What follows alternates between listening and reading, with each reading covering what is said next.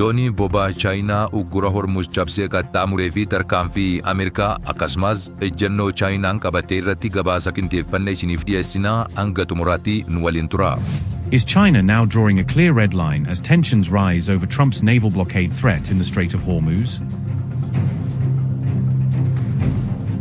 Dabaasa yeroo xiqqoo dura baheen dooniin boba'aa chaayinaa riichisteerii jedhamuun beekamu uggura Ameerikaan hulula bishaanii Hormuz irratti labsite cabsuun milkaa'inaan qaxxaamuree jiraachuun gabaafamee jira. Erga Ameerikaan guyyaa kaleessaa hululli bishaanii kun sochiilee doonii kamiyyuu jalaa cufaa ta'uu isaa labsiteen booda sochiin kun ganamaarraa raawwatamee jira. Doonichi yeroo qaxxaamura isaa jalqabutti sodaa waraanaa irraan kan ta'e yeroodhaaf dhaabbatee kan ture yoo ta'u, dhumarratti garuu murtoo cimaan gara fuulduraatti deemuun akka danda'u gabaafamee jira. Doonichi boba'aa meetaanool jedhamu barmeela 250 fe'uun gara biyya Chaayinaatti imalaa akka jiru ragaaleen bahan ni mul'isu. Taateen kun erga mootummaan Ameerikaa sababa walitti bu'iinsa naannoo baha jiddugaleessaa waliin wal qabateen hululicha cufuu isaa beeksiseen booda yoo ta'u, doonii jalqabaa uggura kana cabsee darbe isa taasisee jira.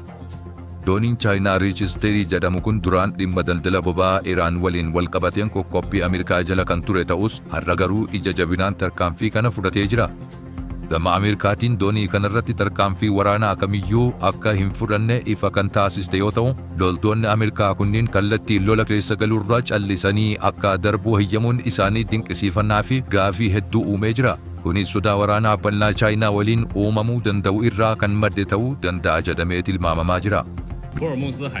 The Strait of Hormuz is an important route for international goods and energy trade. Safeguarding the security, stability, and unimpeded passage in the Strait of Hormuz serves the common interests of the international community. Ministeerri dhimma alaa chaayinaa dhimma kana ilaalchisee ibsa baaseen hululli Hormuz karaa bishaanii idil addunyaa waan ta'eef biyyi kamiyyuu akka fedha isiitti ugguruu akka hin dandeenye beeksisee jira.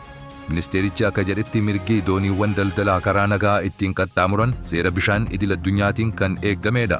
Dubbi himaan mootummaa chaayinaa gama isaaniin Ameerikaan humna isii fayyadamtee daldala addunyaa irratti dhiibbaa gochuun isii fudhatama akka hin qabne akeekkachiisanii jiru.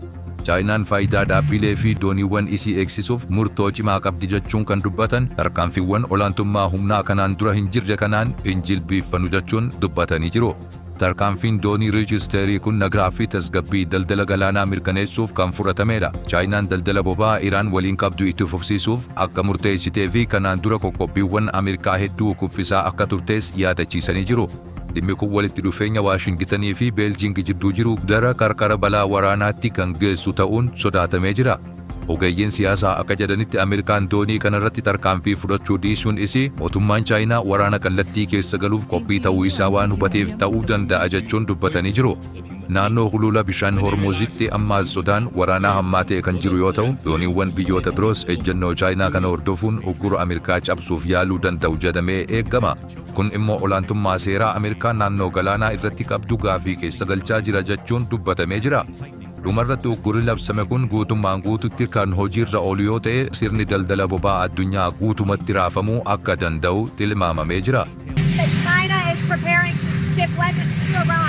Well, if China does that, China's going to have big problems, okay? China provided their most advanced air defense capabilities to Iran. We completely destroyed them. They didn't shoot down one American or Israeli plane. So China now has the problem that their military technology is not recognized as being up to par to the United States. That's going to have huge implications with a whole host of other countries. Gabaasa kana Reuters, Al Jazeera fi miidiyaaleen addunyaa biroo gabaasanii jiru. Kabajamtoota hordoftoota keenya jaalatamoo odeeffannoon keenya irraaf qopheeffanne kanumaa hanga ammaatti waan waliin turtaniif guddaa galatoomaa ulfaadhaa yeroo gaarii keessa nuuf jiraadhaa.